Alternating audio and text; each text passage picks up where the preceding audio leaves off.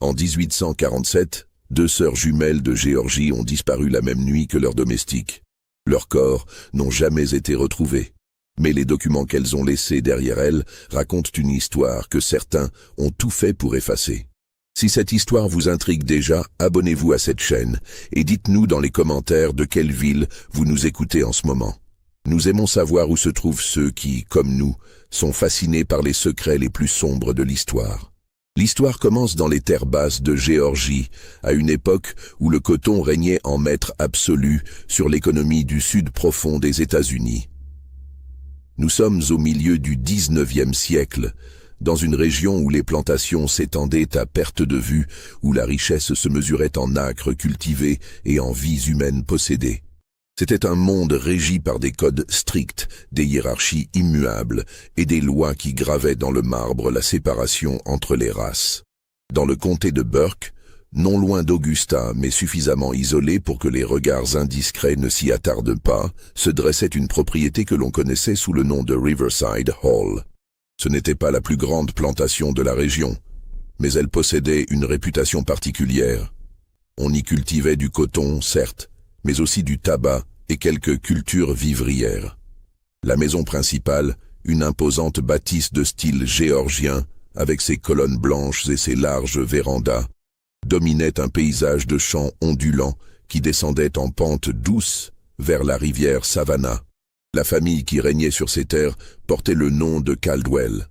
Le patriarche Samuel Caldwell était décédé en 1843, laissant derrière lui une veuve acariâtre, Margaret, et deux filles jumelles nées en 1824, Eleanor et Cassandra.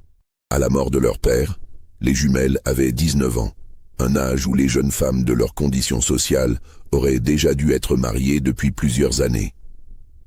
Mais les sœurs Caldwell n'avaient montré aucun intérêt pour les prétendants qui se présentaient régulièrement à Riverside Hall. Eleanor et Cassandra étaient d'une beauté troublante, presque identique. Elles possédaient cette ressemblance qui déstabilise, qui fait douter de ses propres yeux. Cheveux auburn qui captaient la lumière du soleil couchant, yeux d'un vert profond bordés de longs cils sombres, porte-altier hérité de générations d'aristocratie sudiste. Elle s'habillait toujours de manière similaire, pas forcément avec les mêmes robes, mais dans des teintes coordonnées qui renforçaient l'impression qu'elle formait deux moitiés d'un même être. Les habitants du comté ne parvenaient jamais à les distinguer avec certitude, et les jumelles semblaient prendre plaisir à entretenir cette confusion. Leur mère, Margaret, était une femme au visage sévère, perpétuellement vêtue de noir depuis la mort de son époux. Elle dirigeait la plantation d'une main de fer, veillant sur chaque détail avec une minutie obsessionnelle. Les esclaves de Riverside Hall la craignaient plus encore qu'ils n'avaient craint Samuel Caldwell de son vivant. On racontait qu'elle ne tolérait aucun écart de conduite, aucun manquement au travail, et que les punitions qu'elle ordonnait étaient d'une cruauté méthodique. Les jumelles, en revanche, entretenaient des rapports différents avec les gens asservis de la plantation. Eleanor était connue pour sa froideur distante, son silence hautain. Elle traversait les rangs de travailleurs sans jamais poser son regard sur eux, comme s'ils n'existaient pas vraiment. Cassandra, bien qu'aussi réservée, montrait parfois des signes d'une sensibilité qu'elle s'efforçait de dissimuler. On l'avait vue, à quelques occasions, s'attarder près des quartiers des esclaves, observant de loin les enfants qui jouaient dans la poussière. La vie à Riverside Hall suivait un rythme immuable, dicté par les saisons de culture et les obligations sociales. Les jumelles participaient aux réceptions données dans les grandes demeures voisines, recevaient elles-mêmes quelques invités triés sur le volet, assistaient aux offices religieux du dimanche dans la petite église méthodiste de la paroisse. Mais quelque chose dans leur comportement intriguait. Elles semblaient ailleurs, comme habitées par des pensées qu'elles ne partageaient avec personne d'autre qu'elles-mêmes. Margaret Caldwell avait une obsession, marier ses filles à des hommes de bon rang. Elle organisait des dîners, invitait les fils de planteurs prospères, facilitait les rencontres. Mais Eleanor et Cassandra déclinaient poliment chaque proposition, trouvant toujours une raison pour repousser les avances. Trop jeune, trop vieux, pas assez éduqué, trop attaché au jeu. Les prétextes variaient, mais le résultat restait le même. En 1846, alors que les jumelles approchaient de leur 22e anniversaire, un changement subtil se produisit dans l'atmosphère de Riverside Hall. Les domestiques commencèrent à remarquer des détails troublants. Eleanor et Cassandra, qui partageaient depuis toujours la même chambre au premier étage, passaient désormais de longues heures enfermées, refusant même l'entrée à leur mère. Des discussions à voix basse s'échappaient parfois de derrière la porte close, mais personne ne parvenait à distinguer les mots prononcés. C'est également à cette époque que deux esclaves de la plantation attirèrent l'attention par leur présence inhabituelle près de la maison principale. Le premier se nommait Isaiah. C'était un homme de 25 ans environ, grand, aux traits fins, à la peau d'un brun chaud. Il travaillait comme palefrenier et menuisier, possédant des compétences rares qui lui valaient certains privilèges. On disait qu'il savait lire, ce qui était strictement interdit par la loi de Géorgie, mais personne n'avait jamais pu le prouver. Isaiah se déplaçait avec une dignité tranquille, qui contrastait avec la condition qui lui était imposée. Le second était Nathan, plus jeune de 2 ans, au physique moins imposant mais doté d'une intelligence vive qui transparaissait dans son regard. Nathan travaillait comme domestique dans la maison, servant les repas, entretenant les pièces, accomplissant ces tâches invisibles qui maintenaient le fonctionnement du quotidien. Il était discret, presque effacé, mais ceux qui le connaissaient bien savaient qu'il observait tout, enregistrait chaque conversation, chaque geste.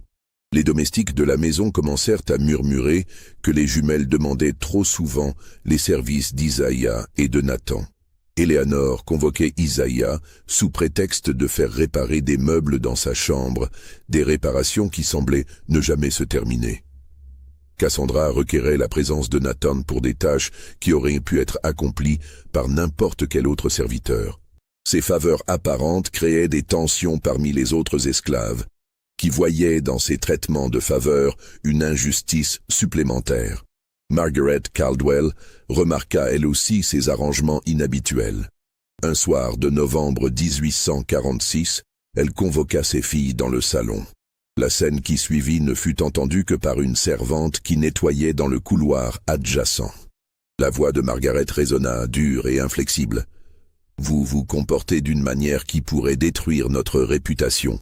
Si vous croyez que je ne vois pas ce qui se passe sous mon propre toit, vous me prenez pour une idiote. » La réponse d'Eleanor fut glaciale, mesurée. « Vous ne voyez rien, mère, parce qu'il n'y a rien à voir. Votre esprit vieillissant invente des scandales où il n'en existe pas. » Cassandra ajouta, avec une douceur qui contrastait avec les mots venimeux de sa sœur. « Nous sommes vos filles, mère. Nous connaissons notre place dans ce monde. » Margaret ne fut pas convaincue. Elle donna des ordres stricts. Isaiah devait être réaffecté au champ, loin de la maison. Nathan serait remplacé par une servante plus âgée. Les jumelles ne protestèrent pas. Elles acceptèrent ces décisions avec un calme qui aurait dû alerter leur mère. Mais ce que Margaret ne savait pas, ce que personne ne pouvait deviner à l'époque, c'est que ses filles avaient déjà pris une décision qui changerait le cours de plusieurs vies et scandaliserait une société entière. Le printemps de 1847 arriva avec une douceur trompeuse. Les magnolias fleurirent le long de l'allée menant à Riverside Hall, répandant leur parfum entêtant dans l'air humide de Géorgie. Les champs de coton montraient leurs premières pousses vertes, promesse d'une récolte abondante. Tout semblait suivre le cours normal des choses. C'est dans ce contexte apparemment paisible que se produisit un événement qui allait marquer le début d'une série de disparitions mystérieuses. Au début du mois de mai, un voyageur de passage s'arrêta à Riverside Hall pour demander un verre d'eau. C'était un homme dans la quarantaine, vêtu comme un avocat ou un notaire, qui se rendait à Augusta pour affaires.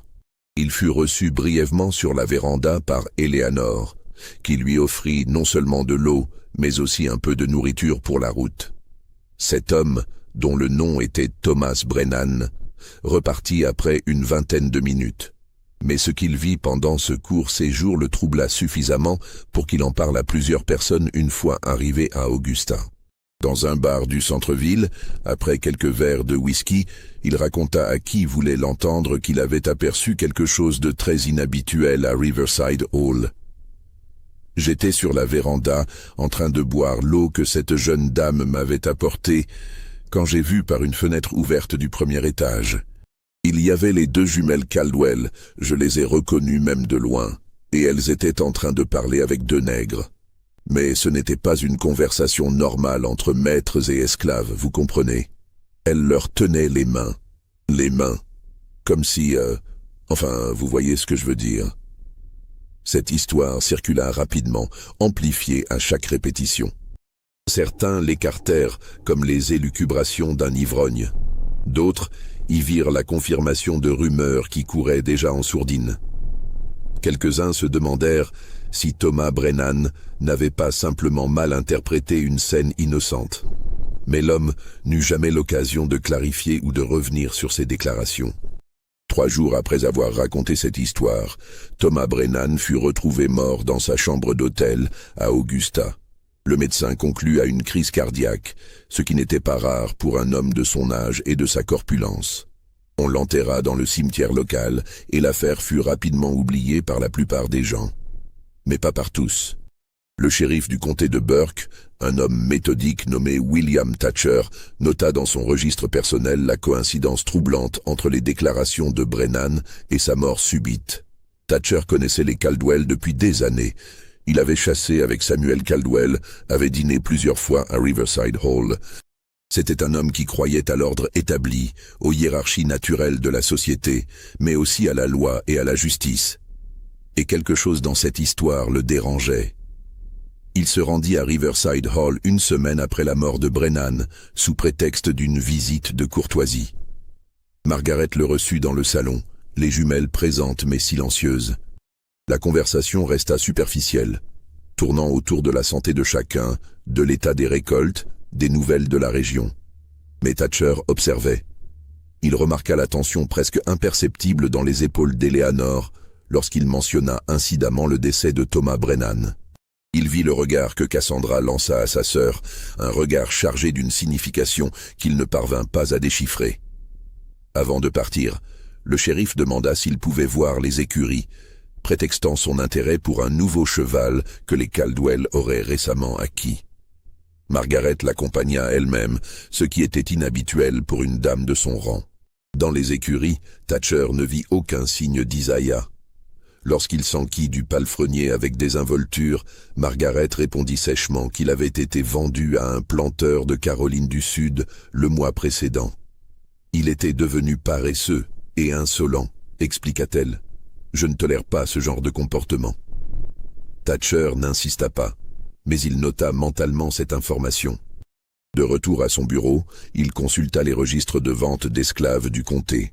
Il ne trouva aucune trace d'une transaction impliquant Isaiah et Riverside Hall. Cela ne signifiait pas nécessairement que la vente n'avait pas eu lieu. Les enregistrements étaient souvent incomplets ou retardés, mais c'était un détail qui s'ajoutait à d'autres. Les semaines suivantes furent marquées par une tranquillité apparente. Les jumelles continuèrent leur vie habituelle, assistant aux événements sociaux, recevant quelques visites, supervisant de loin le travail de la plantation. Mais ceux qui les connaissaient bien remarquèrent un changement subtil. Elles semblaient plus sereines, presque radieuses, comme si un poids invisible avait été levé de leurs épaules. C'est alors qu'un incident étrange se produisit à la fin du mois de juin. Une servante de Riverside Hall, une femme âgée nommée Betty qui travaillait pour les Caldwell depuis plus de 30 ans, s'effondra soudainement en plein milieu de ses tâches quotidiennes. On la transporta dans les quartiers des esclaves, où elle délirait, répétant sans cesse des phrases incohérentes. Le médecin de la plantation diagnostiqua une fièvre cérébrale et recommanda du repos et des saignées. Mais avant de sombrer dans un état semi-conscient, Betty prononça des mots qui glacèrent le sang de ceux qui les entendirent. « Elles vont partir, les jumelles vont partir avec eux. J'ai vu les papiers. J'ai vu les papiers cachés dans la Bible, que Dieu nous protège tous. » Ces paroles furent rapportées à Margaret Caldwell, qui se rendit immédiatement dans les quartiers pour interroger Betty. Mais la vieille servante était déjà trop affaiblie pour parler de manière cohérente. Elle mourut 3 jours plus tard, emportant ses secrets dans la tombe. Margaret, profondément troublée, fouilla méthodiquement la chambre de ses filles. Elle ne trouva rien d'incriminant. Pas de papier caché, pas de correspondance suspecte, rien qui puisse confirmer les délires de Betty. La Bible familiale, posée comme toujours sur la table de chevet, ne contenait que les passages habituels et les dates de naissance et de décès des membres de la famille, inscrites sur la page de garde. Pourtant, Margaret sentait qu'il se passait quelque chose. Son instinct maternel, aiguisé par des années de surveillance vigilante, lui criait qu'un danger rôdait. Elle renforça sa surveillance sur ses filles, leur interdisant de sortir de la propriété sans être accompagnées, exigeant de savoir où elles se trouvaient à chaque instant de la journée. Eleanor et Cassandra acceptèrent ces restrictions sans protester, ce qui aurait dû être un signe d'alarme en soi. Elles continuèrent leur routine, dociles en apparence, attendant simplement que l'attention de leur mère se relâche. Ce qui se préparait dans l'ombre, ce que personne à Riverside Hall ne pouvait imaginer, était un plan d'une audace inouïe, d'une témérité qui défiait toutes les lois de Géorgie, toutes les conventions sociales, toute la structure même de la société sudiste. Les jumelles Caldwell avaient décidé de franchir une ligne que personne avant elles n'avait osé traverser. Pour comprendre ce qui allait se produire, il faut remonter plusieurs mois en arrière, à l'automne de 1846. C'est à cette époque qu'Eleanor et Cassandra prirent véritablement conscience de sentiments qu'elles avaient longtemps refoulés, niés, combattus avec toute la force de leur éducation et de leurs convictions religieuses. Eleanor avait commencé à remarquer Isaiah 2 ans auparavant, lors d'un après-midi d'été où elle l'avait observé travailler à la réparation d'une clôture près de la maison. Il y avait dans ses gestes une précision, une concentration qui l'avait fascinée. Elle s'était surprise à chercher des prétextes pour se trouver là où il travaillait, à inventer des tâches qui nécessitaient ses compétences particulières. Au début, elle s'était convaincue qu'il s'agissait simplement d'une curiosité passagère, d'un intérêt pour le savoir-faire artisanal. Mais avec le temps, elle dut admettre que ses sentiments allaient bien au-delà. Isaiah était un homme cultivé malgré sa condition. Son précédent propriétaire, un érudit excentrique qui avait violé toutes les lois en enseignant la lecture à ses esclaves, lui avait transmis un amour des livres et de la connaissance avant de mourir et de voir sa succession dispersée. Isaiah avait été acheté par Samuel Caldwell lors d'une vente aux enchères, apprécié pour ses compétences techniques, mais aussi pour son comportement réservé et respectueux. Les premières conversations entre Eleanor et Isaiah furent anodines, des échanges brefs sur le travail à accomplir. Mais progressivement, alors qu'Eleanor lui confiait la rénovation complète d'une vieille armoire héritée de sa grand-mère, les discussions s'approfondirent. Isaiah parlait peu de lui-même, mais lorsqu'il le faisait, ses mots révélaient une sensibilité et une intelligence qui touchaient Eleanor au plus profond de son être. Elle commença à lui apporter des livres en cachette, prétextant qu'ils devaient être réparés, alors qu'en réalité, elle voulait simplement qu'il les lise, qu'il puisse partager avec elle ses impressions lors de leur brève rencontre. Cassandra, de son côté, avait développé des sentiments similaires envers Nathan. Leur rapprochement s'était fait de manière plus graduelle, presque imperceptible. Nathan servait à table chaque soir, et Cassandra avait pris l'habitude de lui adresser quelques mots de remerciement, ce qui était inhabituel pour une maîtresse de plantation. Ces échanges s'étaient prolongés, Cassandra trouvant des occasions de rester seule dans les pièces où Nathan travaillait, engageant des conversations à voix basse qui auraient été scandaleuses si quelqu'un les avait entendues. Nathan possédait une qualité rare. Il savait écouter. Cassandra, qui avait toujours vécu dans l'ombre d'Eleanor, trouvait en lui un confident qui ne la jugeait pas, qui ne la comparait pas à sa sœur. Elle lui parlait de ses lectures, de ses doutes sur la société dans laquelle elle vivait, de son sentiment d'étouffement dans cette vie prédéterminée. Nathan répondait peu, mais ses rares paroles témoignaient d'une compréhension profonde des tourments de la jeune femme. Les jumelles s'étaient longtemps cachées mutuellement ces attachements, chacune croyant être la seule à vivre cette transgression intérieure. Mais leur lien gémellaire était trop fort pour que de tels secrets puissent être gardés longtemps. Un soir d'octobre, alors qu'elles se préparaient pour la nuit dans leur chambre commune, Eleanor surprit Cassandra en train de pleurer silencieusement devant la fenêtre. « Qu'est-ce qui te trouble ?» demanda Eleanor avec cette tendresse qu'elle ne montrait qu'à sa sœur. Cassandra hésita longuement avant de répondre. « Je suis damnée, Eleanor. J'ai des pensées, des sentiments qui me condamneront en enfer. » Eleanor s'approcha, posa une main sur l'épaule de sa sœur. « Parle-moi. Nous sommes deux moitiés d'une même âme. Tu ne peux rien me dire que je ne puisse comprendre. » Ce fut ainsi que les jumelles découvrirent qu'elles partageaient non seulement un visage identique, mais aussi des sentiments similaires envers des hommes que la société considérait comme leur propriété. Cette révélation aurait pu les horrifier, les pousser à se dénoncer mutuellement ou à étouffer définitivement ces émotions interdites. Au contraire, elle les rapprocha encore davantage, créant entre elles une complicité absolue face à un monde qui ne pouvait que les condamner. Pendant les semaines qui suivirent, les sœurs discutèrent longuement de leur situation. Elles explorèrent toutes les options possibles, envisagèrent tous les scénarios. Elles pourraient vivre avec leurs sentiments secrets, les enterrer profondément et accepter les mariages que leur mère finirait par leur imposer. Elles pourraient fuir vers le nord, mais abandonner Isaiah et Nathan à leur sort leur était insupportable. Elles pourraient affranchir les deux hommes, mais les lois de Géorgie rendaient cette démarche extrêmement difficile et suspecte, et même des hommes affranchis ne pourraient jamais épouser des femmes blanches. C'est Eleanor qui formula l'idée la plus audacieuse, celle qui semblait si impossible qu'elle aurait dû être rejetée immédiatement. Et si nous partions tous les quatre? Et si nous allions dans un endroit où nous pourrions vivre comme nous le souhaitons? Cassandra la regarda avec des yeux écarquillés.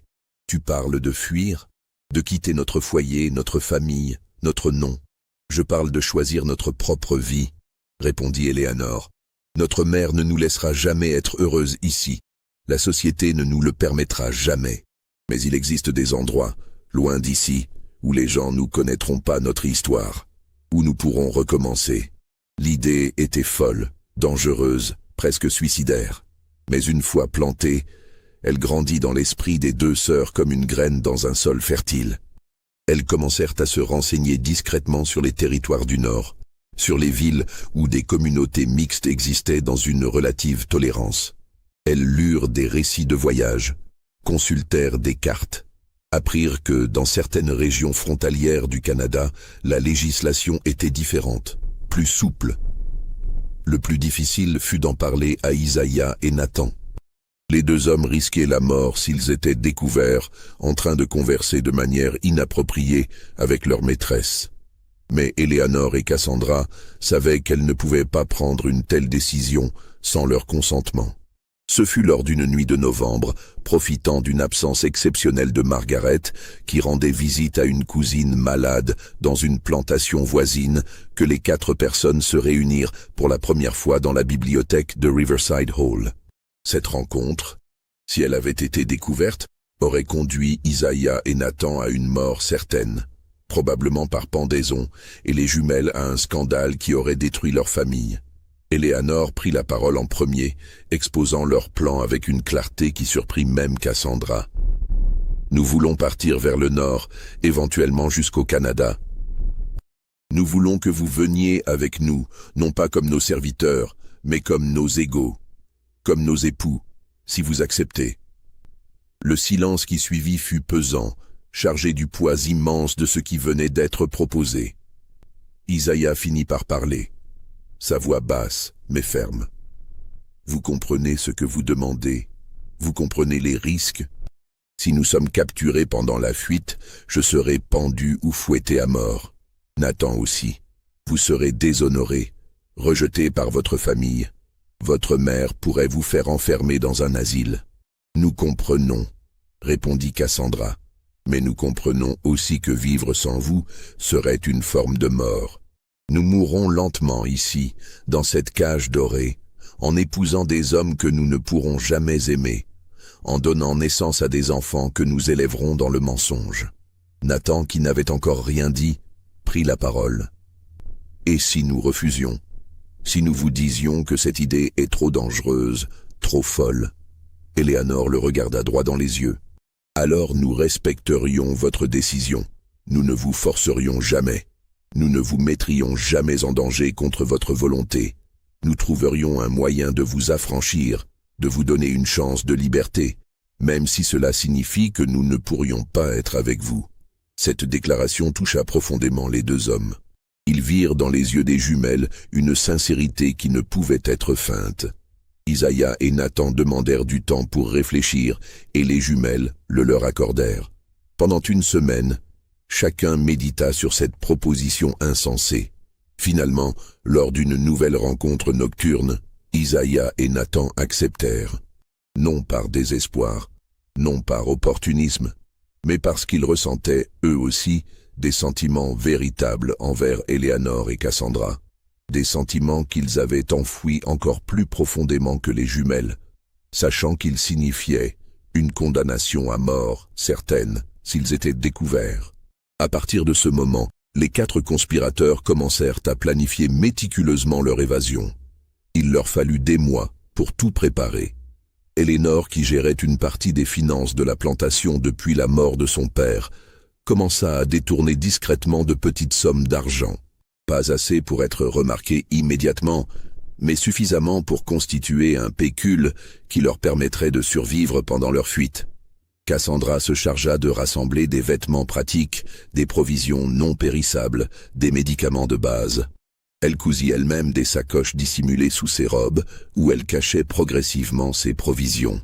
Isaïa étudia les routes possibles, mémorisant les cartes que les jumelles lui apportaient, identifiant les endroits dangereux et les refuges potentiels.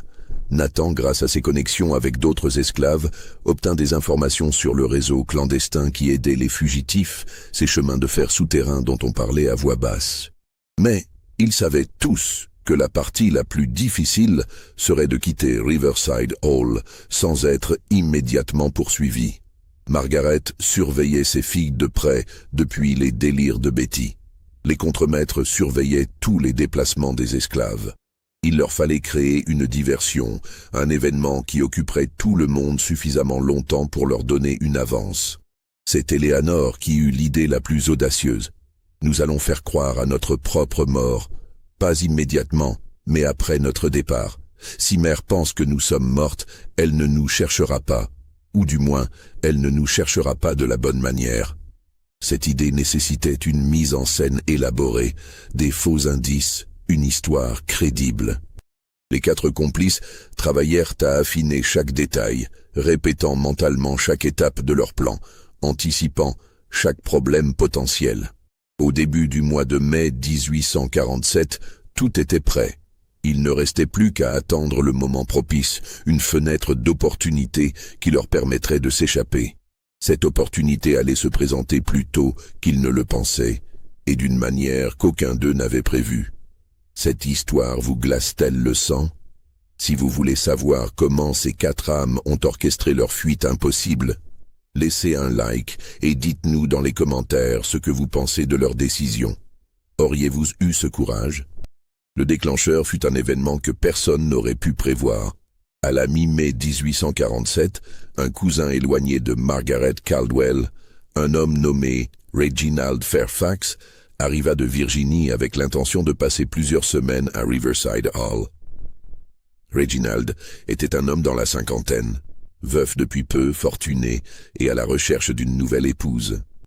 Dès son arrivée, il fit clairement comprendre que l'une des jumelles Caldwell ferait une candidate idéale. Margaret accueillit cette proposition avec un enthousiasme qui alarma immédiatement Éléanore et Cassandra. Pour leur mère, c'était l'occasion rêvée de marier au moins l'une de ses filles à un homme respectable. Reginald possédait une vaste plantation en Virginie, des relations politiques influentes et une réputation irréprochable. Le fait qu'il soit assez âgé pour être leur père n'était qu'un détail insignifiant aux yeux de Margaret. Dès le premier dîner en présence de Reginald, les jumelles comprirent que leur temps était compté. L'homme les observait avec un regard possessif qui les mettait profondément mal à l'aise. Il ne faisait aucune distinction entre Eleanor et Cassandra, les traitant comme des objets interchangeables. « Peu m'importe laquelle des deux », dit-il à Margaret dans une conversation que les jumelles surprirent. « Elles sont identiques, n'est-ce pas? Le résultat sera le même. » Cette déclaration scella leur décision. Elles ne pouvaient plus attendre. Il leur fallait partir maintenant, avant que leur mère n'organise des fiançailles officielles qui rendraient leur fuite encore plus scandaleuse et difficile. Le soir même, lors d'une rencontre urgente dans la bibliothèque, après que toute la maisonnée se fut endormie, les 4 conspirateurs convinrent que le départ aurait lieu dans 3 jours, lors de la nuit du 20 mai. Cette date avait été choisie pour plusieurs raisons. Margaret avait prévu d'organiser une grande réception le 21 mai pour présenter officiellement Reginald à la société locale, ce qui signifiait que toute son attention serait concentrée sur les préparatifs. De plus, cette nuit-là serait sans lune, offrant l'obscurité nécessaire à leur évasion. Les 2 jours suivants furent une torture pour Eleanor et Cassandra. Elles devaient jouer leur rôle de filles obéissantes, sourire à Reginald, accepter ses compliments déplacés, participer aux discussions sur leur futur mariage potentiel. Chaque minute semblait durer une éternité. Chaque regard échangé avec Isaiah ou Nathan était chargé d'une tension presque insoutenable. Le 19 mai au soir, alors que la maisonnée se préparait pour la nuit, Eleanor commit un acte qui allait semer la confusion pour les années à venir. Elle rédigea 3 lettres. La première était adressée à sa mère, la seconde au shérif Thatcher, la troisième à un notaire d'Augusta nommé Josiah Pemberton. Ces lettres, soigneusement cachées dans des endroits différents de Riverside Hall, ne seraient découvertes qu'après leur départ. Leur contenu était énigmatique, parsemé d'allusions voilées et de demi-vérités conçues pour égarer ceux qui les liraient. La nuit du 20 mai arriva enfin. Le plan était d'une simplicité trompeuse. Isaiah et Nathan devaient quitter les quartiers des esclaves peu après minuit, en profitant du changement de garde des surveillants nocturnes. Ils se rendraient à un point de rendez-vous convenu dans les bois, à environ 2 kilomètres de la maison principale. Eleanor et Cassandra, de leur côté, sortiraient par une fenêtre du premier étage qu'Isaiah avait discrètement sabotée quelques jours auparavant pour qu'elle s'ouvre sans bruit. Mais avant de partir, les jumelles devaient accomplir la partie la plus macabre de leur plan, créer l'illusion de leur propre mort. Elles avaient préparé une mise en scène élaborée. Dans leur chambre, elles laissèrent leurs robes de nuit disposées sur les lits comme si elles avaient été abandonnées précipitamment. Sur la table de chevet, elles placèrent un bouquet de fleurs de magnolia fanées, un symbole de mort dans le langage des fleurs du Sud. Elles versèrent délibérément une bouteille d'un tonique médical sur le sol, créant une scène qui suggérait un empoisonnement ou une fuite précipitée. Le coup de génie fut l'ajout d'une note cryptique, rédigée d'une écriture tremblante qui imitait celle de quelqu'un en détresse. « Pardonnez-nous, nous ne pouvions supporter le déshonneur.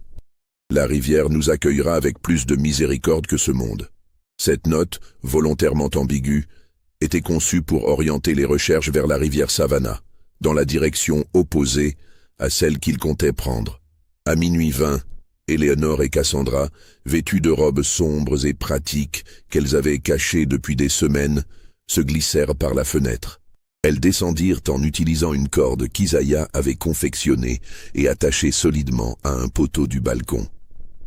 Leur cœur battait si fort qu'elles avaient l'impression que leur poitrine allait exploser. Chaque bruit nocturne, chaque craquement de branches, chaque cri d'animal les faisait sursauter. Elles atteignirent le point de rendez-vous sans incident. Isaiah et Nathan étaient déjà là, tenant les rênes de 2 chevaux qu'ils avaient pris dans les écuries. Ces chevaux avaient été choisis pour leur endurance plutôt que leur vitesse. Le voyage qui les attendait serait long, épuisant, semé d'obstacles. Pendant un bref instant, les 4 personnes se tinrent ensemble dans l'obscurité de la forêt géorgienne, réalisant pleinement l'énormité de ce qu'elles venaient d'entreprendre. Il n'y avait plus de retour en arrière possible. Ils étaient désormais des fugitifs, des criminels aux yeux de la loi, des parias rejetés par la société qu'ils avaient connue. « Vous êtes sûr ?» demanda Isaiah une dernière fois, sa voix à peine audible dans la nuit. « Plus sûr que nous ne l'avons jamais été de quoi que ce soit, » répondit Éléanor avec une fermeté qui surprit même sa sœur. Ils montèrent sur les chevaux, Éléanor avec Isaiah, Cassandra avec Nathan, et s'enfoncèrent dans les bois en direction du nord. Leur destination finale était le Canada, mais ils savaient qu'il leur faudrait des semaines, peut-être des mois pour y parvenir. Le chemin serait périlleux, traversant des États où la chasse aux esclaves fugitifs était féroce, où des patrouilles scrutaient constamment les routes à la recherche de fuyards. À Riverside Hall, leur disparition ne fut découverte que le lendemain matin, lorsqu'une servante vint frapper à leur porte pour les réveiller. N'obtenant pas de réponse, elle entra et découvrit la scène soigneusement orchestrée. Ses cris alertèrent toute la maisonnée.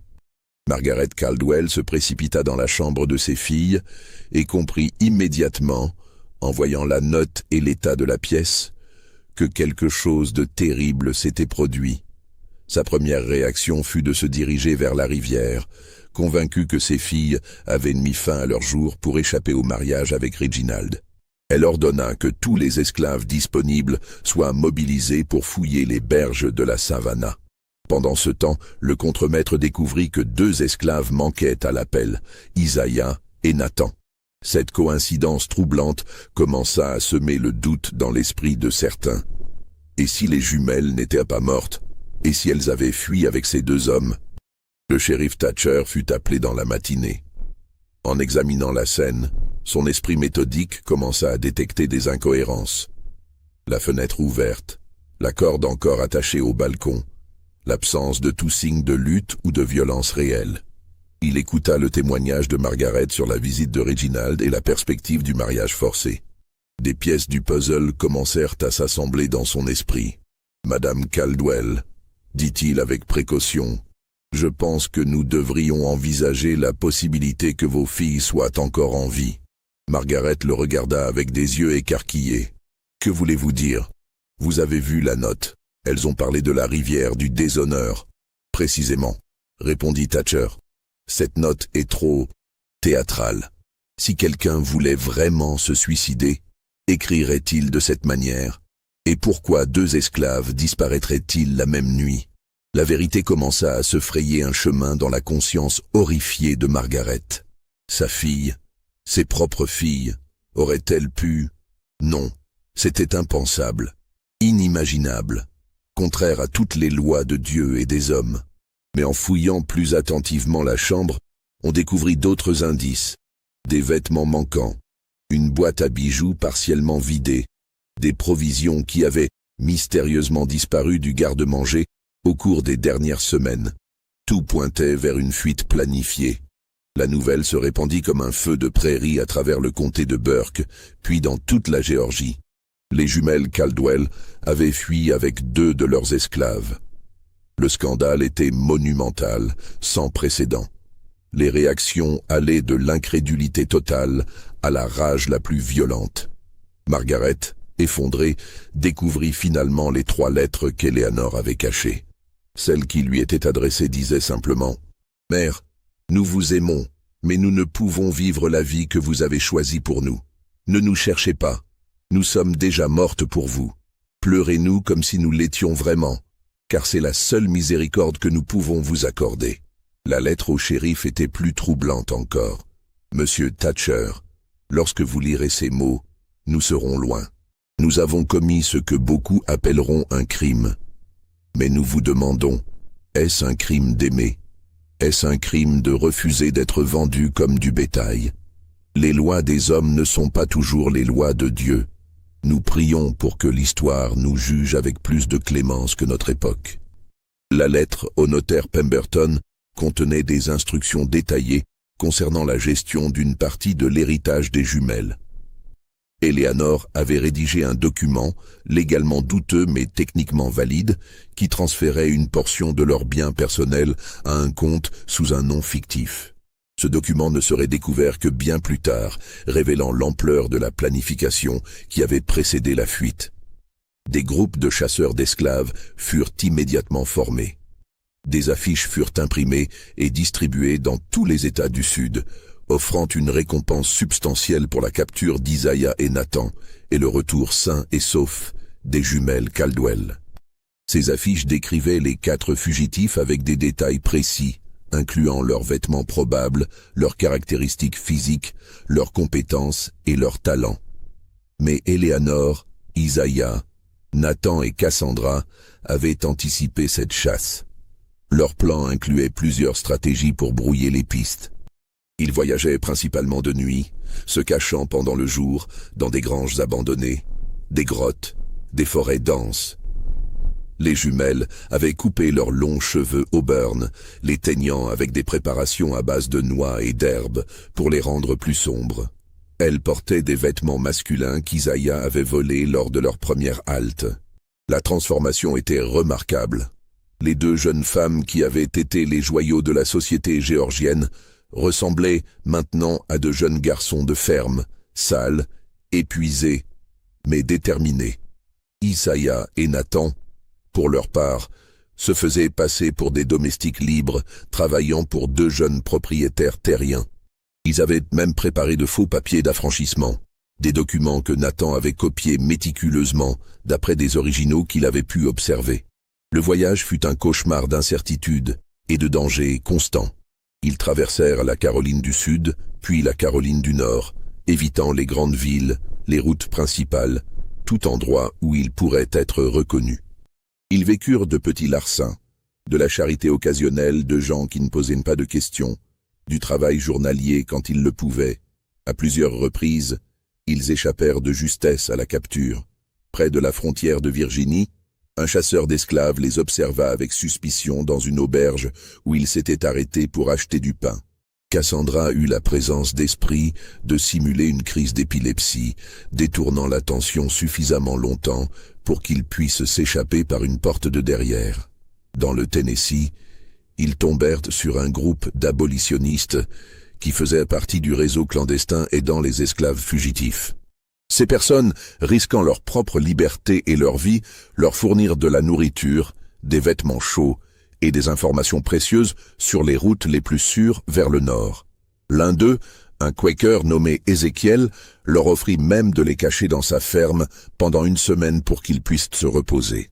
C'est dans cette ferme, à l'abri temporaire des poursuites, qu'Eleanor et Cassandra eurent une conversation qui révéla la profondeur de leur engagement.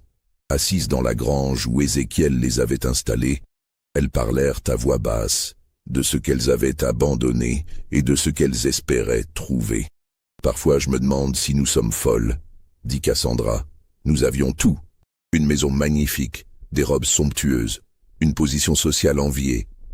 Et maintenant, regarde-nous, sales, affamés, traqués comme des criminels. » Eleanor prit la main de sa sœur.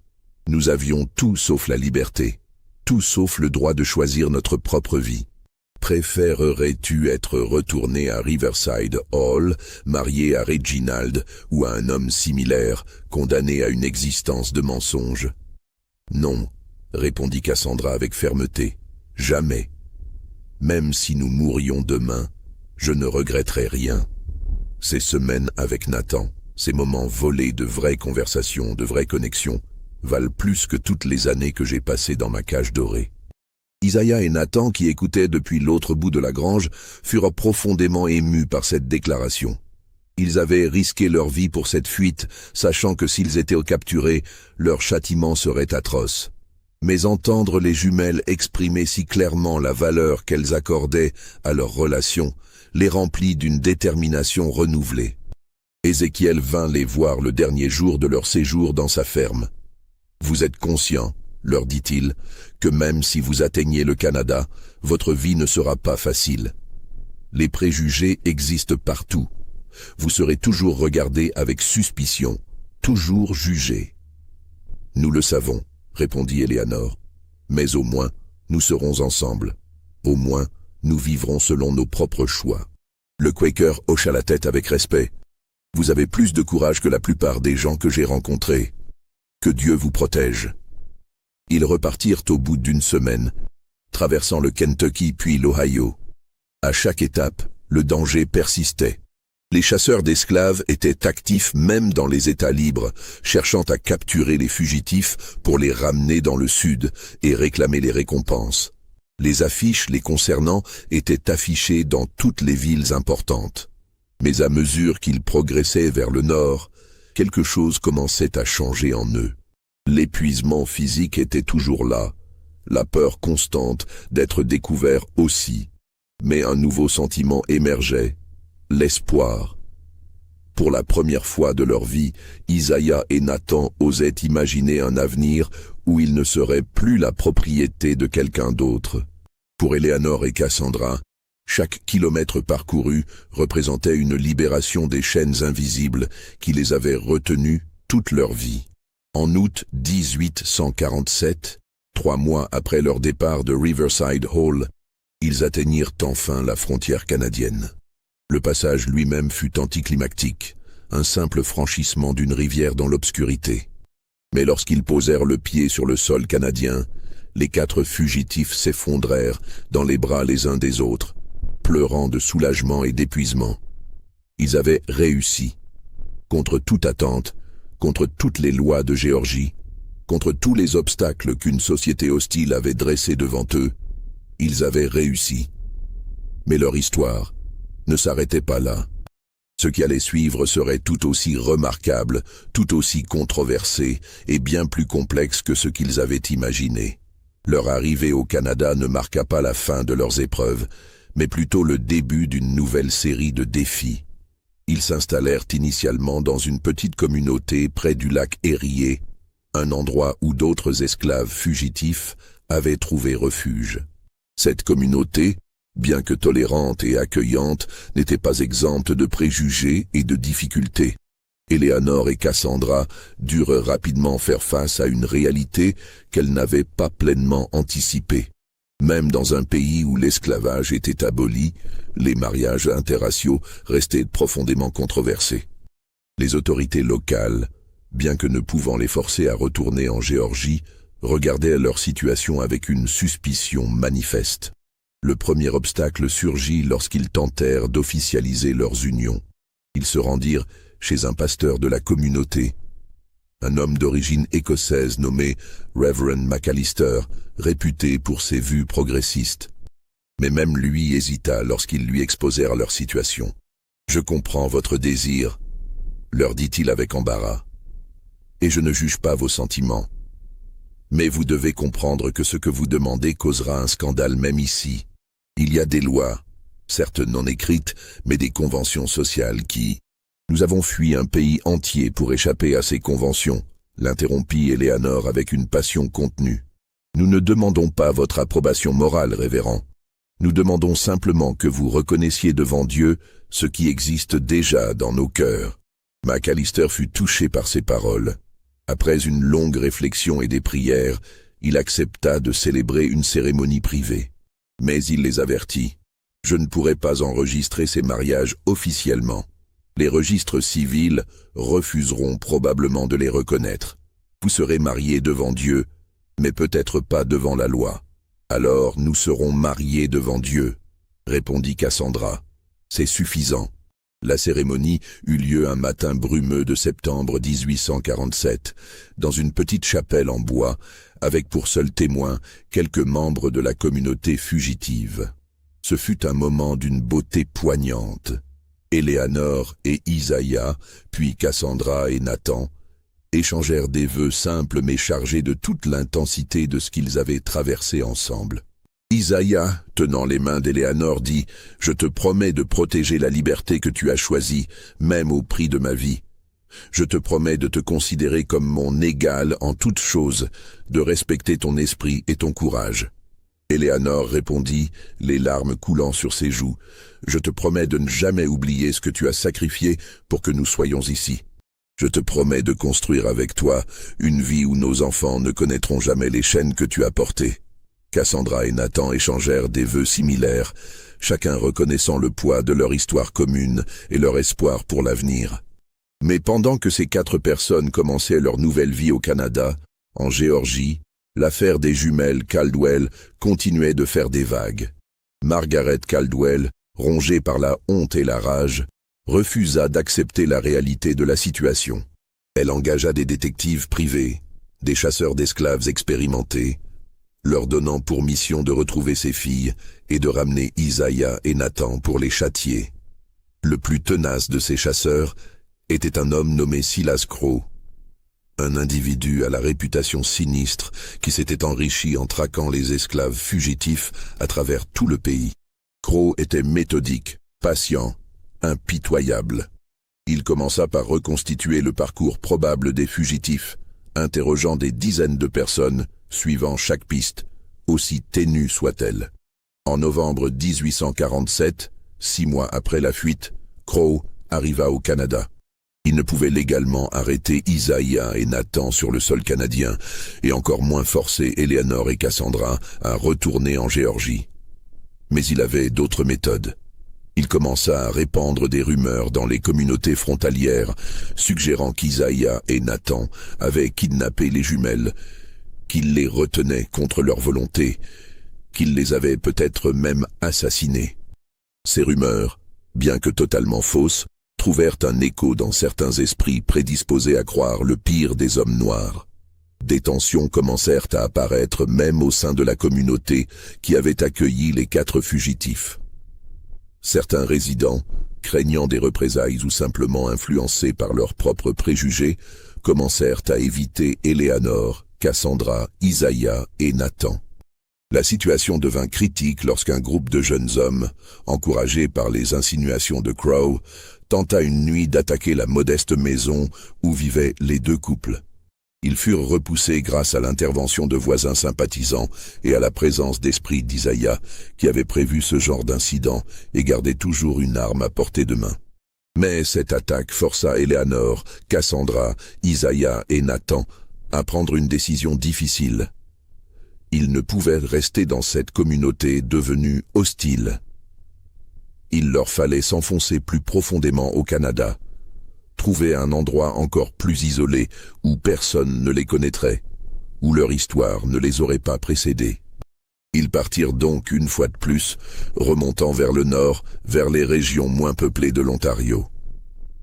Ce nouveau voyage fut presque aussi éprouvant que le premier, bien que les dangers soient différents. Cette fois, ce n'était pas la loi qu'ils fuyaient, mais les préjugés, la méfiance, la haine ordinaire qui existait même en territoire libre. Ils finirent par s'installer dans une région forestière, près du lac Huron, dans un endroit si reculé que les voisins les plus proches se trouvaient à plusieurs kilomètres. Ils construisirent eux-mêmes leur maison, une humble cabane en bois qui leur offrait une protection contre les éléments et l'isolement nécessaire à leur sécurité. La vie qu'ils menèrent durant les années suivantes fut rude, mais authentique.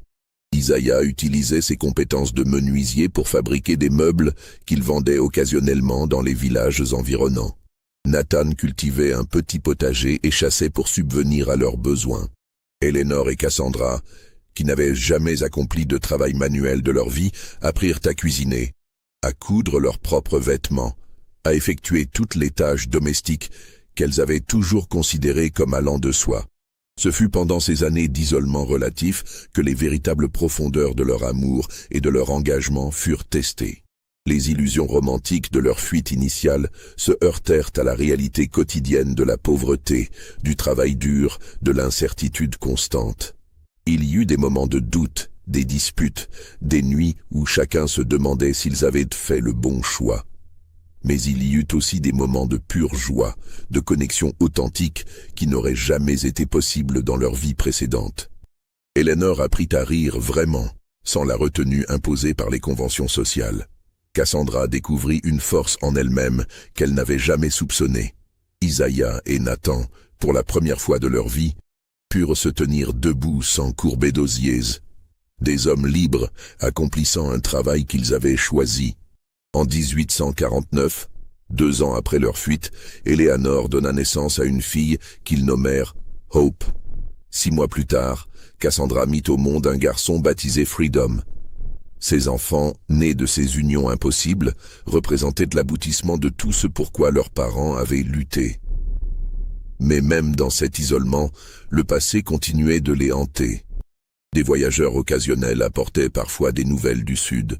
Ils apprirent ainsi que Margaret Caldwell était morte en 1848, emportant dans sa tombe sa rage et son refus d'accepter les choix de ses filles. Riverside Hall avait été vendu pour éponger les dettes accumulées pendant la recherche infructueuse des jumelles. Ils apprirent aussi que Silas Crowe n'avait jamais abandonné sa traque. Bien qu'il ne puisse plus opérer légalement au Canada, il continuait de rassembler des informations, attendant peut-être une opportunité, une erreur de leur part qui lui permettrait de les capturer. Cette menace constante, ce sentiment de ne jamais être véritablement en sécurité, pesa lourdement sur les 4 adultes. Ils vivaient dans une vigilance permanente, scrutant chaque visage inconnu, méfiant de toute question trop précise sur leurs origines. En 1852, 5 ans après leur fuite, un événement survint qui faillit détruire tout ce qu'ils avaient construit. Un homme se présenta un jour à leur cabane, se présentant comme un journaliste de Toronto intéressé par les histoires des réfugiés du Sud. Son nom était Andrew Fitzpatrick, et il semblait sincèrement sympathique à leur cause. Isaiah et Nathan se méfièrent immédiatement, mais Eleanor, fatiguée de vivre dans le secret et l'anonymat, voulut croire en les bonnes intentions de cet homme. Elle commença à lui raconter leur histoire, sans révéler tous les détails, mais suffisamment pour que Fitzpatrick comprenne l'essence de leur parcours. Ce fut Nathan qui découvrit la vérité. En fouillant discrètement dans les affaires que Fitzpatrick avait laissées dans son chariot pendant qu'il discutait avec Eleanor, Nathan trouva une lettre adressée à Silas Crowe.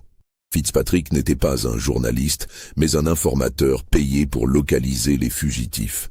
La confrontation qui suivit fut brève mais intense. Isaiah ordonna à Fitzpatrick de partir immédiatement, menaçant de le livrer aux autorités canadiennes pour tentative d'enlèvement si jamais il revenait. L'homme partit, mais le mal était fait. Leur emplacement était maintenant connu. Il n'était plus sûr pour eux de rester. Une fois de plus, ils durent tout abandonner. La maison qu'ils avaient construite, le jardin qu'ils avaient cultivé, les relations qu'ils avaient patiemment tissées avec quelques voisins tolérants. Ils emballèrent le strict minimum, prirent leurs 2 jeunes enfants et disparurent dans la nuit. Cette fois, ils voyagèrent vers l'ouest, vers les territoires encore moins peuplés, là où la civilisation était rare et où les questions l'étaient encore plus. Ils finirent par s'établir dans une région montagneuse, si isolée qu'ils ne voyaient d'autres êtres humains que 2 ou 3 fois par an. Les années passèrent dans cet isolement extrême. Hope et Freedom grandirent, ignorant presque tout de l'histoire complexe de leurs parents, élevés dans un monde où les divisions raciales n'existaient pas parce qu'il n'y avait qu'eux, leur famille immédiate, et occasionnellement un trappeur ou un marchand itinérant. En 1857, 10 ans après leur fuite initiale, Eleanor tomba gravement malade. La vie rude des montagnes, les hivers impitoyables, les années de privation avaient finalement entamé sa santé. Il n'y avait pas de médecin à des jours de voyage, et les remèdes maison que Cassandra connaissait s'avérèrent insuffisants. Isaiah veillait sa femme jour et nuit, impuissant face à cette maladie qui la consumait lentement. C'est durant cette période de maladie qu'Eleanor fit une demande surprenante. Affaiblie, couchée dans le lit qu'Isaiah avait construit de ses propres mains des années auparavant, elle demanda du papier et de l'encre. Elle voulait écrire, dit-elle, pour que l'histoire de leur fuite ne soit pas perdue, pour que leurs enfants comprennent un jour les sacrifices qui avaient été faits. Cassandra s'assit à côté de sa sœur pendant des jours entiers, transcrivant les mots qu'Eleanor murmurait avec difficulté. Ce document, rédigé dans l'urgence et la fièvre, contenait des détails que même Nathan et Isaiah ignoraient. Eleanor y révélait ses doutes les plus profonds, ses moments de regret, mais aussi sa conviction inébranlable qu'ils avaient fait le bon choix. « Il y a eu des nuits, dictait-elle à Cassandra, où je me suis réveillée en pleurant, pensant à la vie que nous aurions pu avoir si nous avions simplement obéi. Une vie confortable, respectable, vide. Et chaque fois, je regardais Isaiah endormi à côté de moi, et je savais que je referais exactement les mêmes choix. La liberté, même dans la pauvreté, vaut plus que tous les salons dorés de Géorgie. Elle écrivit aussi sur Margaret, sa mère. Je ne la haïssais pas, je la comprenais même. Elle était prisonnière du même système que nous, prisonnière de ses propres chaînes invisibles. Elle croyait protéger notre honneur, notre avenir, mais elle ne comprenait pas que l'honneur sans liberté n'est qu'un mot vide. Le document contenait également des passages troublants sur les personnes qu'ils avaient laissées derrière eux à Riverside Hall. Eleanor exprimait une culpabilité profonde pour tous ces esclaves qui continuaient de souffrir, pour ces vies qu'elle aurait peut-être pu améliorer si elle était restée. « Nous avons sauvé nos propres âmes », écrivit-elle, « mais nous avons abandonné toutes les autres. Est-ce du courage ou de l'égoïsme? Je ne le saurai jamais avec certitude. » À la surprise de tous, Eleanor survécut à sa maladie. Ce fut long, difficile, mais au printemps de 1858, elle était suffisamment rétablie pour marcher à nouveau, pour tenir Hope dans ses bras, pour recommencer à participer à la vie quotidienne de leur famille isolée. Mais l'expérience l'avait changée. Elle devint obsédée par l'idée de laisser une trace, un témoignage qui prouverait que leur histoire avait été réelle, que leur amour avait été authentique. Elle convainquit Isaiah de les emmener, elle et Cassandra, au village le plus proche, à 3 jours de voyage, pour faire photographier leur famille. Ce voyage fut périlleux.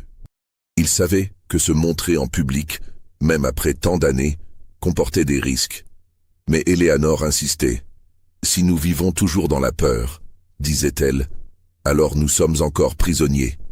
Je veux que le monde voie ce que nous avons construit. » Ils se rendirent donc dans un petit village nommé Clearwater, une communauté forestière où vivaient principalement des bûcherons et des trappeurs. Le photographe local, un homme taciturne d'origine française, accepta de les photographier sans poser de questions indiscrètes. Il sentait qu'il y avait une histoire derrière ces 4 adultes et ces 2 enfants, mais il respecta leur intimité. La photographie qui fut prise ce jour-là devint l'une des preuves les plus troublantes de toute cette histoire. Elle montrait les 2 couples côte à côte, leurs enfants devant eux. Eleanor et Cassandra, malgré les années difficiles, conservaient une certaine élégance, une dignité qui transparaissait même à travers leurs vêtements simples.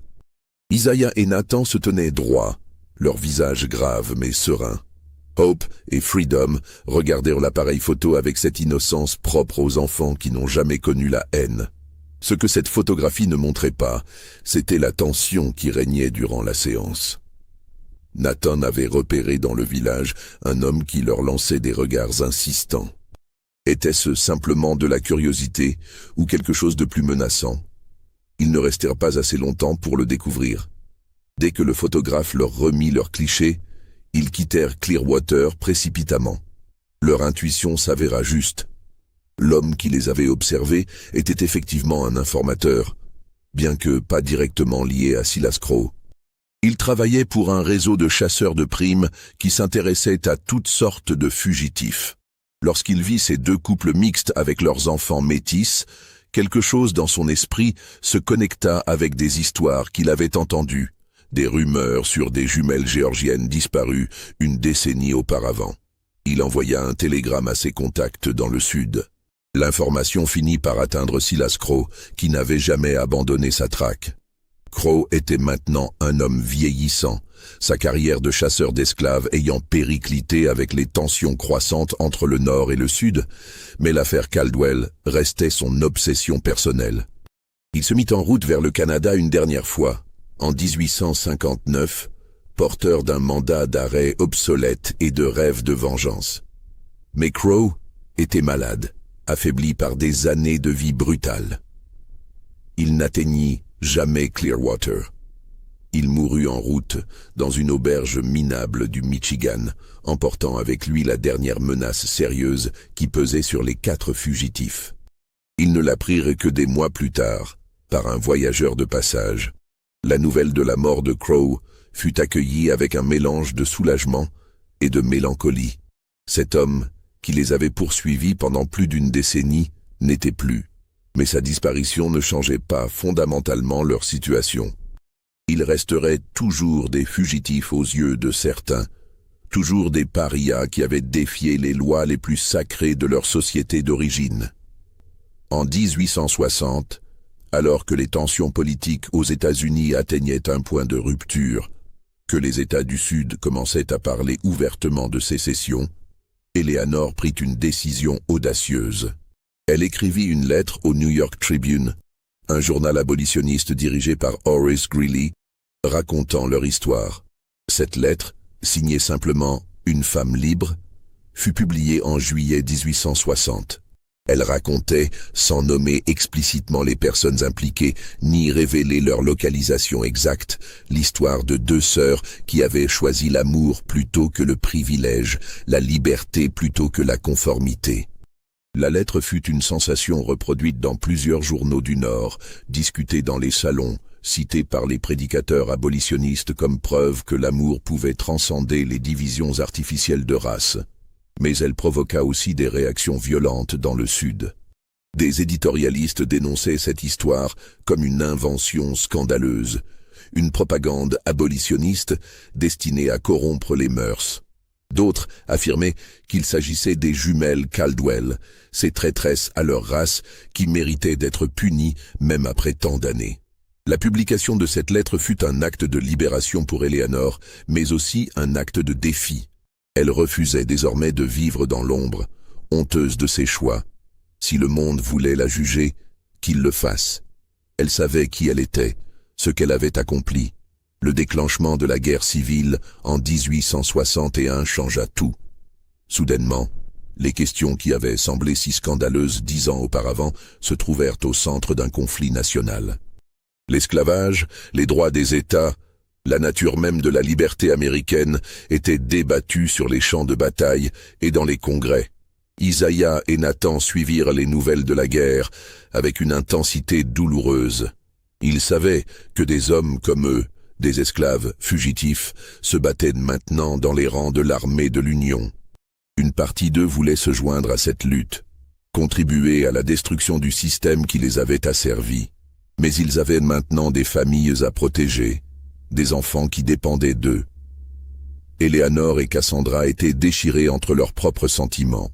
Elles voulaient voir le Sud défait, l'esclavage aboli, mais elles pensaient aussi aux gens qu'elles avaient connus, aux serviteurs de Riverside Hall, qui avaient été gentils avec elles dans leur enfance, aux voisins, qui n'avaient jamais été personnellement cruels, même s'ils soutenaient le système. En 1863, l'annonce de la proclamation d'émancipation leur parvint dans leur refuge isolé. Isaiah pleura en apprenant la nouvelle. Pour la première fois depuis sa naissance, il était légalement un homme libre, non pas seulement par sa fuite, mais par décret présidentiel. Même si ce décret ne s'appliquait pas techniquement au Canada, où il vivait déjà en liberté, la symbolique était immense. Ils organisèrent une célébration, juste les 6 d'entre eux dans leur cabane perdue dans les montagnes. Ils burent du vin qu'Isaiah avait fabriqué lui-même à partir de baies sauvages, mangèrent un repas spécial que les 2 sœurs avaient préparé pendant des jours. Et pour la première fois depuis leur fuite, ils parlèrent ouvertement de Riverside Hall, de Margaret, de la vie qu'ils avaient laissée derrière eux. Hope et Freedom, maintenant adolescents, posèrent des questions qu'ils n'avaient jamais osé poser auparavant. Leurs parents leur racontèrent tout, sans rien cacher. L'histoire de leur fuite, les dangers qu'ils avaient affrontés, les sacrifices qu'ils avaient consentis. Les 2 jeunes gens écoutèrent avec des émotions complexes, réalisant pour la première fois l'ampleur de ce que leurs parents avaient accompli. « Est-ce que vous regrettez ?» demanda Freedom à sa mère Cassandra. Cassandra réfléchit longuement avant de répondre. « Je regrette la douleur que nous avons causée à certaines personnes. Je regrette de ne pas avoir pu aider tous ceux que nous avons laissés derrière nous. Mais regretter nos choix, jamais. Vous êtes la preuve vivante que nous avons fait ce qui était juste. Vous êtes nés libres, et c'est le plus grand cadeau que nous pouvions vous offrir. » La fin de la guerre en 1865 apporta un nouveau dilemme. Avec l'abolition de l'esclavage dans tous les États-Unis, il n'y avait plus de raison légale pour qu'il reste caché au Canada. Ils pourraient, en théorie, retourner aux États-Unis, peut-être même en Géorgie pour réclamer ce qui restait de l'héritage des jumelles. Mais cette idée fut rapidement abandonnée. Trop de temps avait passé, trop de choses avaient changé. Et surtout, ils avaient construit une vie au Canada, une vie qui, malgré sa dureté, leur appartenait entièrement. Retourner signifierait affronter un passé qu'ils avaient choisi de laisser derrière eux, rouvrir des blessures qui avaient finalement commencé à guérir. En 1868, un événement extraordinaire se produisit. Un journaliste canadien nommé Thomas Wheeler, qui avait passé des années à enquêter sur les histoires des réfugiés du Sud, réussit à localiser leur cabane. Il arriva un jour de printemps, seul, sans armes, portant simplement un carnet et un crayon. « Je ne suis pas venu pour vous exposer », leur dit-il dès le premier contact. « Je suis venu pour comprendre. Votre histoire, si c'est bien vous, est l'une des plus remarquables que j'ai jamais rencontrées. Mais je veux l'entendre de votre bouche, pas des rumeurs et des spéculations. » Après de longues discussions, après avoir évalué l'homme et ses intentions, ils acceptèrent de parler. Pendant plusieurs semaines, Wheeler vécut près de leur cabane, notant méticuleusement leurs récits, posant des questions respectueuses, essayant de comprendre non seulement ce qu'ils avaient fait, mais pourquoi. L'article qu'il publia dans un journal de Toronto en 1869 fut une révélation. Pour la première fois, l'histoire complète était racontée avec des détails vérifiables, des noms, des dates. Wheeler avait même réussi à obtenir une copie de la photographie prise à Clearwater.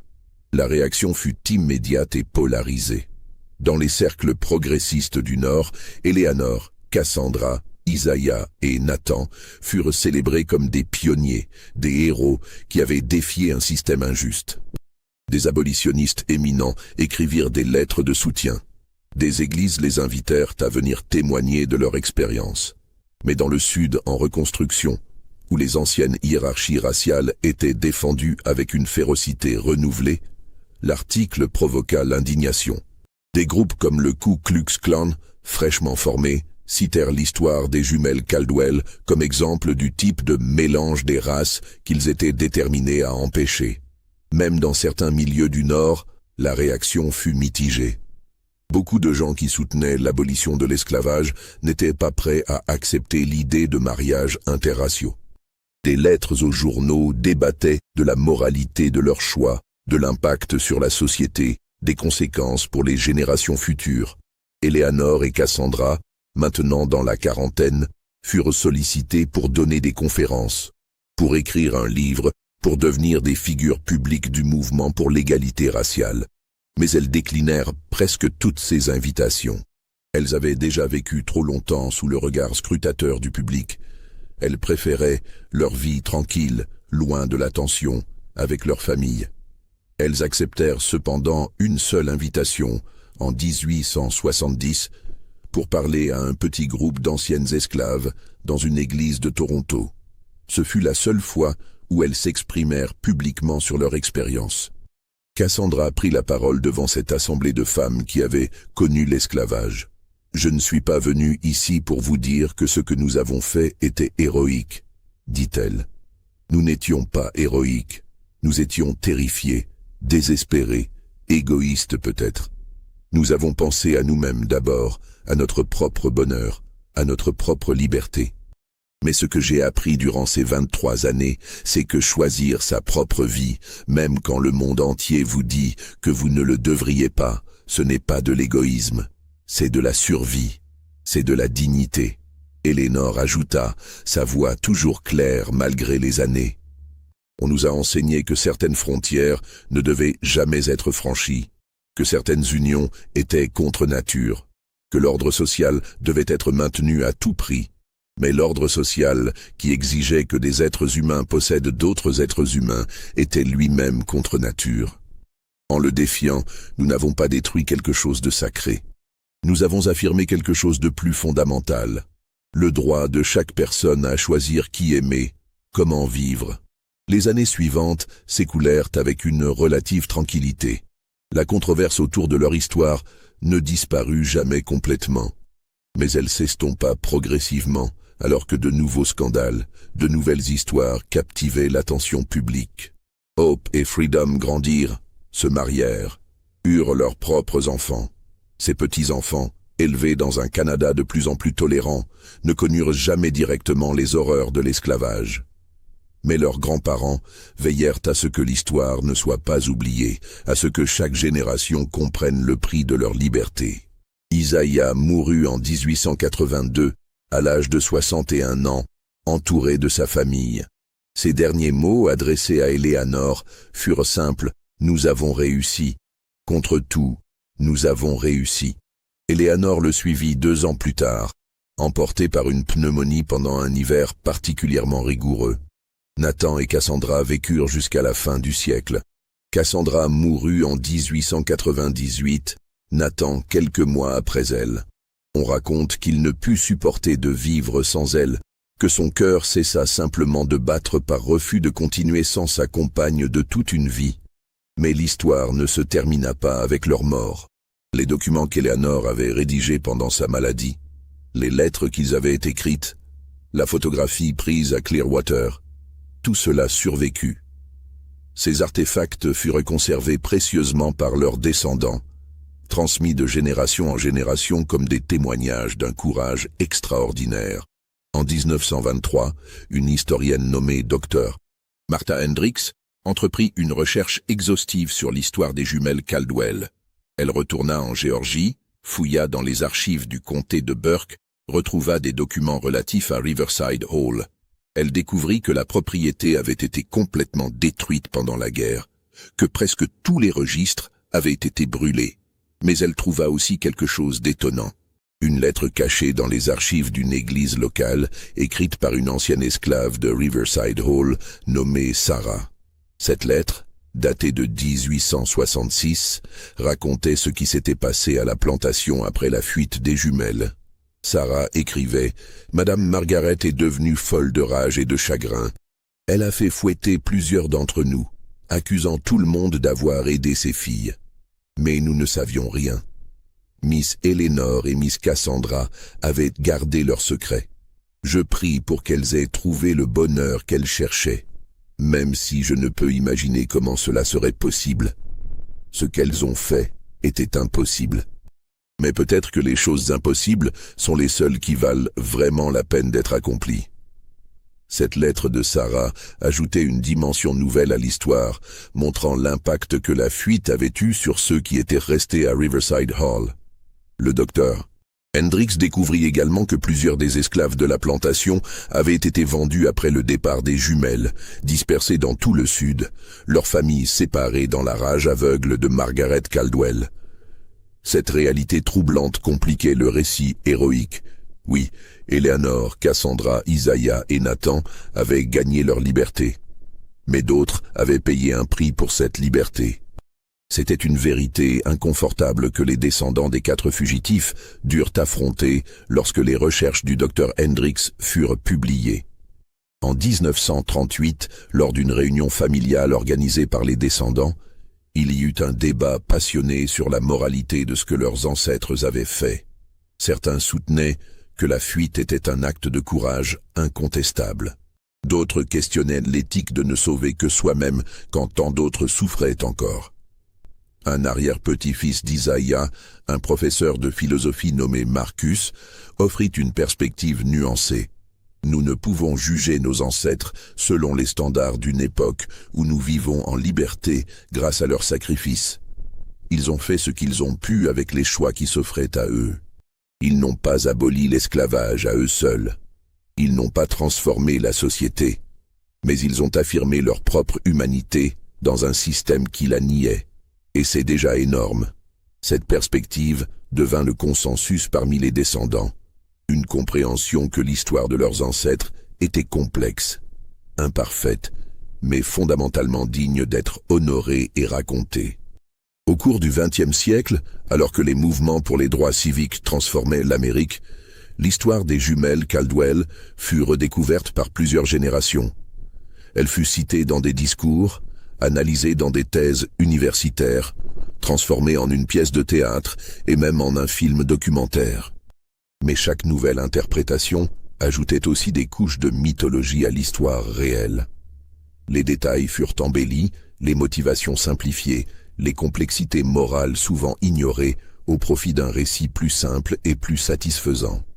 Les véritables Éléanore, Cassandra, Isaïa et Nathan, avec leurs doutes, leurs contradictions, leurs moments de faiblesse et de force, furent progressivement transformés en symboles, en icônes d'une cause. Ce processus est peut-être inévitable pour toutes les figures historiques qui capturent l'imagination publique. En 2015, une équipe d'archéologues et d'historiens retourna sur le site de l'ancien Riverside Hall. Ils fouillèrent méthodiquement les ruines, cherchant des artefacts qui pourraient éclairer davantage l'histoire de la famille Caldwell. Ce qu'ils trouvèrent fut à la fois banal et profondément émouvant.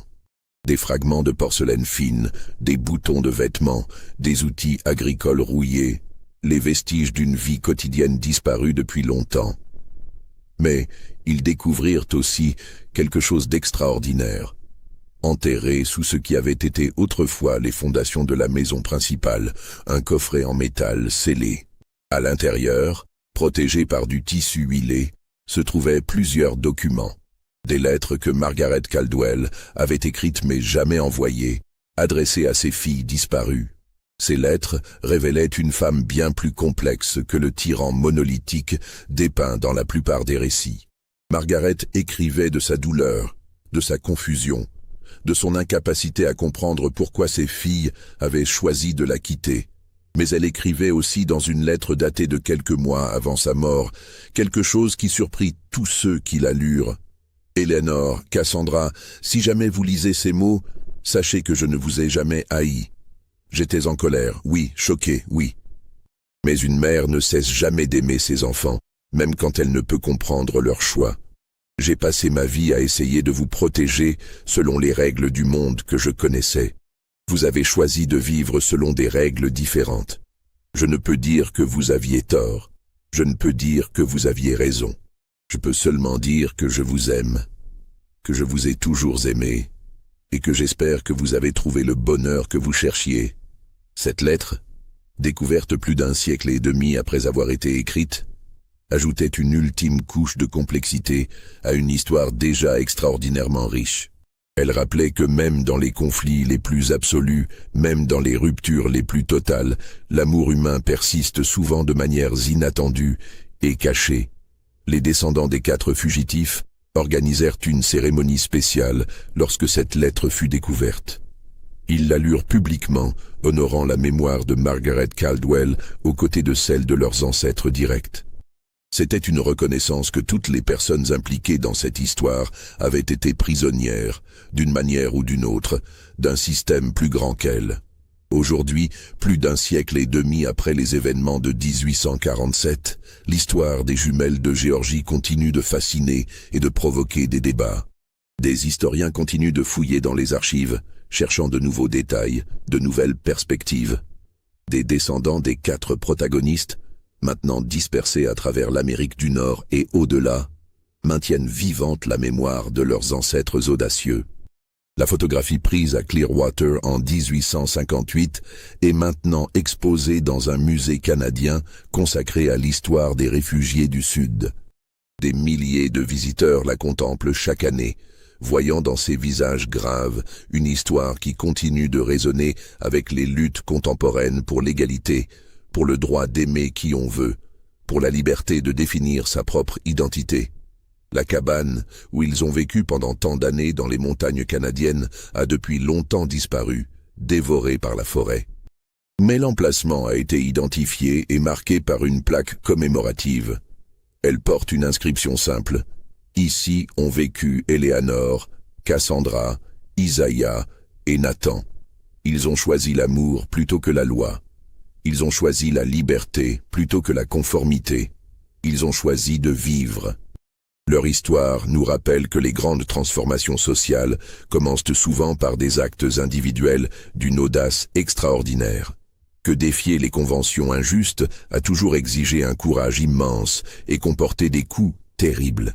Que l'amour, dans sa forme la plus pure, refuse de reconnaître les frontières que les sociétés érigent entre les êtres humains. Mais elle nous rappelle aussi que même les actes les plus courageux ont des conséquences complexes, que les héros sont rarement parfaits, que chaque choix comporte des sacrifices et des regrets. La vie que Éléanore, Cassandra, Isaïa et Nathan ont construite n'était pas un conte de fées. C'était une existence difficile marquée par l'isolement, la pauvreté, la peur constante. Ils ont payé un prix élevé pour leur liberté. La question qui persiste, celle que chaque génération doit se poser à nouveau, est simple mais profonde. Ce prix valait-il la peine d'être payé? Les 4 protagonistes de cette histoire auraient répondu oui, sans hésitation. Leurs descendants, bénéficiant de la liberté pour laquelle leurs ancêtres ont tant sacrifié, répondent également oui. Mais c'est une question que chacun doit examiner selon sa propre conscience, ses propres valeurs. Ce qui est certain, c'est que l'histoire des jumelles de Géorgie qui ont défié la loi pour épouser leurs esclaves n'est pas seulement une histoire d'amour romantique, bien qu'elle le soit aussi. C'est une histoire sur les limites de la liberté dans une société injuste, sur le courage qu'il faut pour affirmer son humanité face à un système déshumanisant, sur les choix impossibles que les gens doivent parfois faire entre la sécurité et l'authenticité. Et c'est pourquoi, plus de 175 ans après ces événements, nous continuons de raconter cette histoire, de la débattre, de nous demander ce que nous aurions fait à leur place. Parce qu'au fond, c'est une question qui transcende son époque et son contexte spécifique. C'est une question éternelle sur ce que signifie être humain, sur ce pourquoi on est prêt à tout risquer, sur les frontières que l'on est prêt à franchir pour vivre selon ses propres termes. Voilà l'histoire des jumelles Caldwell, une histoire que certains disent vraie, que d'autres qualifient de légende, mais qui continue de nous interroger sur ce que signifie la liberté, l'amour et le courage. Vous qui avez écouté jusqu'au bout, que pensez-vous? Cette histoire vous a-t-elle touché? Dites-nous dans les commentaires ce que vous pensez de leur choix, si vous croyez que tout cela s'est vraiment passé. Abonnez-vous pour découvrir d'autres histoires oubliées, d'autres secrets enfouis dans les pages poussiéreuses de l'histoire. Et partagez cette histoire avec ceux qui, comme vous, sont fascinés par les destins extraordinaires qui ont façonné notre monde. Parce que tant que nous racontons ces histoires, tant que nous nous souvenons de ceux qui ont eu le courage de défier leur époque, leur mémoire continue de vivre.